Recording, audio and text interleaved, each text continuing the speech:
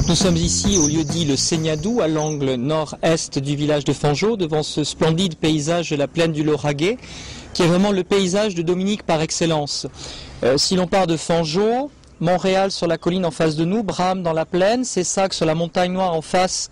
et que l'on balaye en remontant sur les deux versants de la plaine jusqu'à la hauteur du Mas Sainte-Puelle et de Castelnaudary, c'est la zone que Dominique a parcourue à pied pendant 10 ans, prêchant et évangélisant.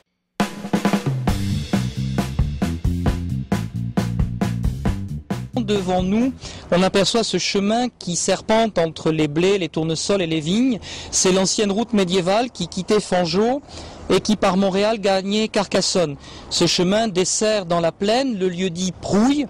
où Dominique reçut une chapelle où il put installer la première communauté de moniales dominicaine. Ce chemin est pour nous extrêmement émouvant puisque Dominique l'a parcouru un nombre incalculable de fois entre le village de Fangeau où il prêchait et le monastère de Prouille où il enseignait les sœurs.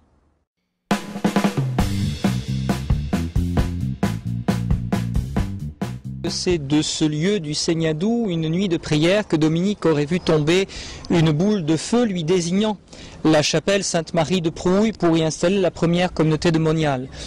Il est impressionnant de voir le doigt de Dieu dans cette lumière, désignant à Dominique ce lieu de Fangeau et Prouille, à la frontière des trois évêchés de Carcassonne, Toulouse et Narbonne, à la frontière où s'imbriquaient toutes les grandes principautés féodales de l'époque, et de voir que la communauté des prêcheurs a pris naissance au cœur des questions religieuses et politiques du Languedoc du début du XIIIe siècle.